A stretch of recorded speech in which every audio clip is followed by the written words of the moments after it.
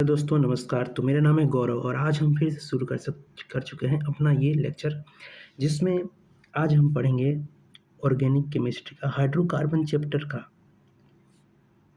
Chemical properties है, जिसमें से एक बचा हुआ है जो है पायरोलाइसिस। और पायरोलाइसिस को आज हम कंप्लीट करने के बाद से आज हम पढ़ेंगे फिजिकल प्रॉपर्टीज ऑफ अल्केन। और फिर उसके बाद से हम जितना केमिकल प्रॉपर्टीज ऑफ अल्केन है और method of preparation of alkane है उसको हम आज शॉर्ट नोट्स में देखेंगे। तो चलिए शुरू करते हैं आज का वीडियो। तो सबसे पहले है पायरोलाइसिस। पायरोलाइसिस होता क्या है, इसमें हाइयर अल्केन्स जितने होते हैं उसको हम लोग हीट करते हैं बहुत ही हाइयर टेम्परेचर पर in the presence of some catalyst. कुछ कैटलिस्ट के प्रेजेंस में हम हाइयर अल्कीन्स को हाइयर टेम्परेचर पर हीट करते हैं, तो किसमें डिकम्पोज हो जाता है, वो लोअर अल्कीन और लोअर अल्केन और अल्कीन में डिकम्पोज हो जाता है। कैटलिस्ट क्या यूज़ करते हैं हम, Al2O3 सिलिका, ऐसे कैटलिस्ट को हम लोग यूज़ करते हैं। और ऐसा ये कैसा रिएक्शन होता है, फ्री रेडिकल रिएक्शन की तरह इसका ये रिएक्शन होता है। और इसका यूज है preparation of oil gas, petrol gas from kerosene और पेट्रोल ऑयल। इसका ये यूज है एनसीईआरटी में दिया हुआ है। ठीक है, तो अब आगे बढ़ते हैं कि पायरोलाइसिस होता क्या है। पायरोलाइसिस जैसा कि हम देख रहे हैं, हम लेते हैं C6H14, ये अल्केन है। हाइड्रोकार्बन हम इसको हीट करेंगे बहुत ही हाई टेम्परेचर पे 773 केल्विन टेम्परेचर। और हम Al2O3 कैटलिस्ट भी ले लेते हैं, Al2O3 कैटलिस्ट। तो ये टूटता कैसे कैसे अल्कीन अल्कीन और अल्कीन बनता है। तो जैसे देखो 1 2 3 4 5 6 इसके पास होगा, इसके पास भी हाइड्रोजन होगा, ऐसा हाइड्रोजन रहता है इसके पास। ठीक है, तो जब हायर टेम्परेचर हम इसको तोड़ेंगे तो फ्री रेडिकल मैकेनिज्म की तरह ये टूटेगा, इसके पास एक आ जाएगा। ठीक है, और फिर क्या होगा, उसके बाद से इसके पास जो एक हाइड्रोजन है वो भी टूट जाएगा। तो फिर ये क्या क्या बन जाएगा देखना,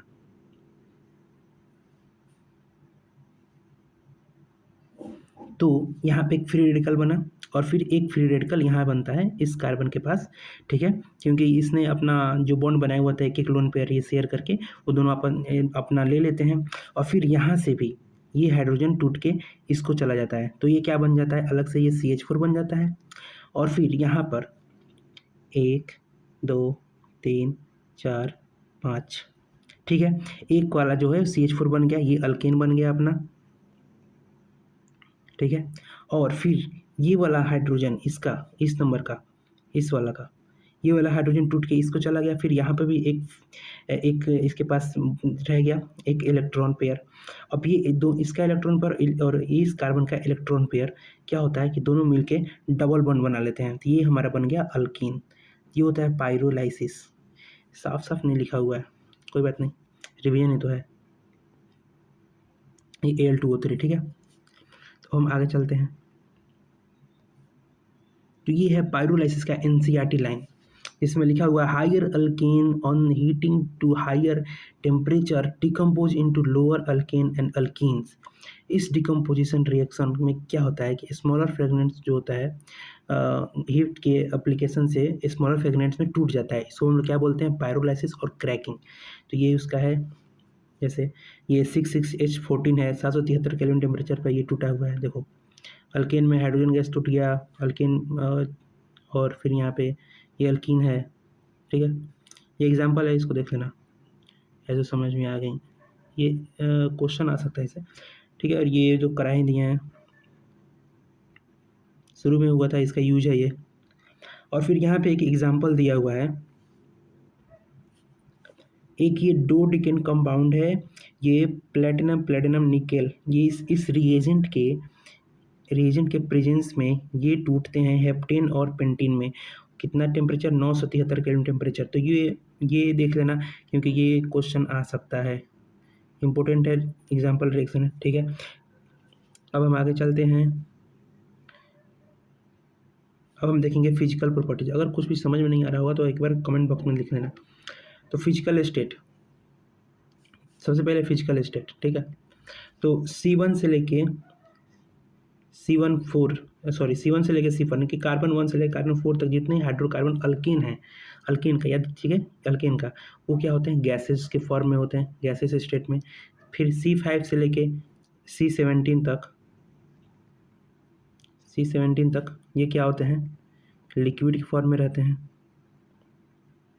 ठीक है। और फिर C17 के बाद से उसके आगे की जितने होते हैं C18 से लेके वो सॉलिड होते हैं।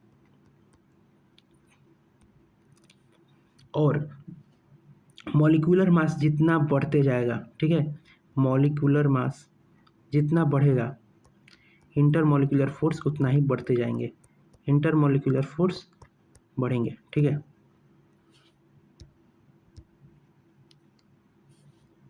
ये हम यहाँ पर इसको घेर देता हूँ, ठीक। अब हम आगे बढ़ेंगे। इसके बाद है बॉइलिंग पॉइंट। तो जितना कार्बन का नंबर बढ़ता है, जितना कार्बन का नंबर बढ़ेगा उतना बॉइलिंग पॉइंट भी बढ़ेगा। मान लो ये है हमारा C2H6 और फिर यहाँ पे C4H10। तो किसका बॉइलिंग पॉइंट ज़्यादा होगा, इसका ज़्यादा होगा, क्योंकि इसमें नंबर ऑफ कार्बन ज़्यादा है, 4 हैं, इसमें 2 है, ठीक है। और स्ट्रेट चेन, जो स्ट्रेट चेन होता है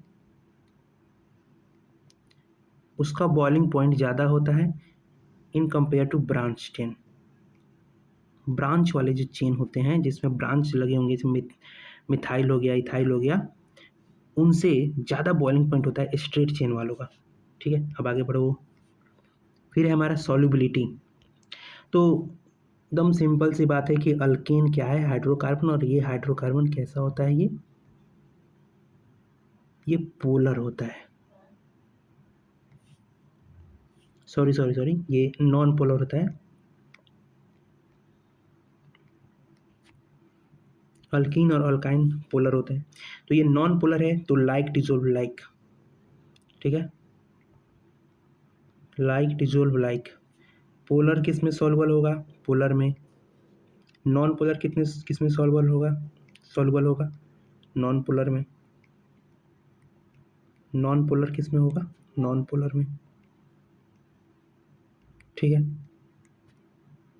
तो अल्केन किस में सॉल्युबल होगा, alkane are non polar and hence insoluble in water. क्यों, क्योंकि वाटर क्या है, पोलर है, और अल्केन क्या है, नॉन पोलर है। तो अल्केन किस में सॉल्युबल होगा, तो ये नॉन पोलर है, तो अल्केन भी सॉल्युबल होगा किसमें, नॉन पोलर में, ठीक है। नॉन पोलर है तो ये नॉन पोलर में सॉल्युबल होगा। अब है डेंसिटी। एक मिनट, रिकॉर्ड में शायद कुछ गड़बड़ी हो गई है, इसमें कुछ रिकॉर्ड शायद नहीं हुआ है, तो शायद सॉल्युबिलिटी से रिकॉर्ड नहीं हुआ होगा, एक मिनट। तो हम पढ़ रहे थे सॉल्युबिलिटी, जिसमें अल्केन क्या होता है, नॉन पोलर होता है अल्केन। तो ये नॉन पोलर है तो किस में सॉल्युबल होगा, नॉन पोलर में सॉल्युबल होगा।